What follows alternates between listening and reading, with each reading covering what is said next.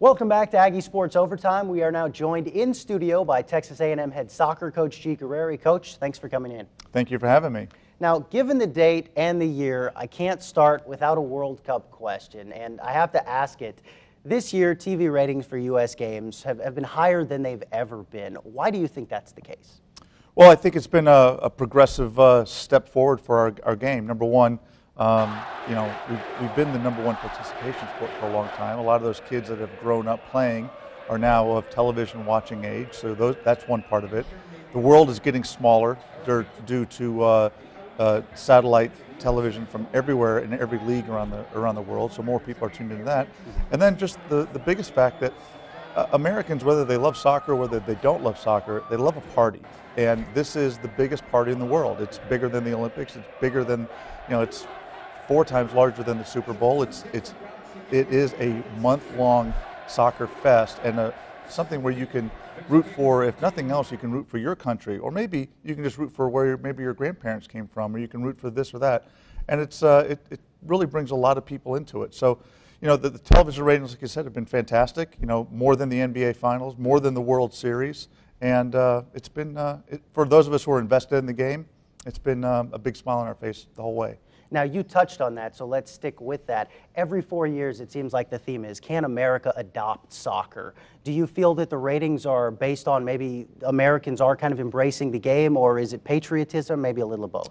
Well, if you listen to pundits in the United States, on ESPN, on talk radio, and a lot of places around, you'll hear people that were these, it's a communist sport, it's never going to make it, I hate it, blah, blah, blah. All of a sudden, you know what? That was incredible. I was really, I was gutted for what happened to the Chilean player who missed the last penalty kick.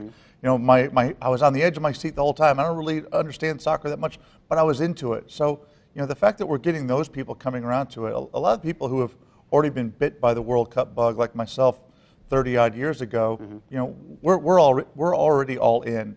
But it's neat to see other people with an open mind looking at it and appreciating the athleticism, appreciating the drama, and really appreciating we love reality TV. This is ultimate reality TV. There's the hearts, the desires, everything about a nation is on the line for every moment of every game, and we can see how the game can change so quickly and crush people and lift other people. So it's been fantastic. And those of us who are sports fans, and those of us, especially like myself, who are soccer fans, it's really neat to see other people kind of jumping on the bandwagon for right now, because it's been a great World Cup, and I think that this will just set the tone for future times down the line and future events, that more people will have a relationship with soccer and will feel better about maybe their appreciation of the game as they go forward.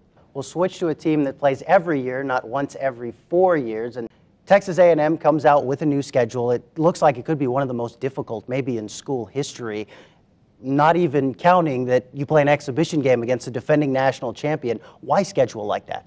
Well, why not? I mean, our fans want to see us play great teams, but it's one thing to go out and schedule a game that you're going to have your brains bashed in, but we've got a really good team. We've got a team that can play and can beat these teams. And my players are motivated by great games. They're not motivated by playing, games that are going to be easy wins, or what you would refer to as a bye win, maybe at a Kyle Field or something like that.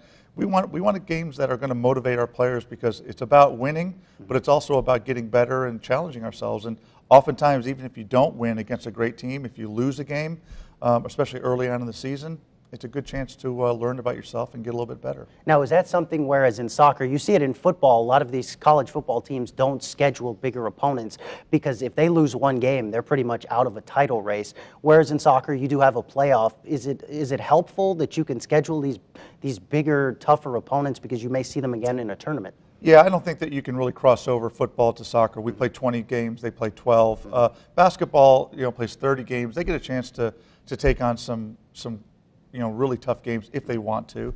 And what I think is, these games, even if you lose these games, they help you. And obviously, if you win those games, then they really help you. And our goal here at A&M is not just to get into the NCAA tournament. It's not just to be in competition for the SEC championship. It's to win the SEC championship. It's to win the SEC tournament. It's to win the NCAA championship. And you're going to have to beat the best teams in the country eventually. So learn about yourself, learn about what you have to do to be the very best team, and then apply it, and hopefully lift that trophy at the end of the year. Now, when most new seasons start, the talk is always, how do you replace your seniors? How do you replace the players you've lost? How do you feel about the continuity of your team coming into the 2014 season? Well, we only had 2 seniors last year. Rachel Lentz, who was our captain, who half the season she was actually out because of some concussion issues.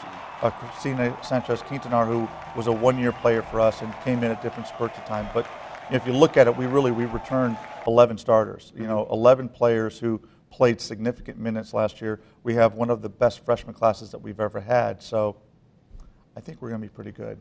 And on that note, we will see how good you guys are. As I mentioned, August 15th, that exhibition game against UCLA, and then you open the season on August 22nd against Dayton. Coach, thank you for coming in. Aggie Sports Overtime returns after the break.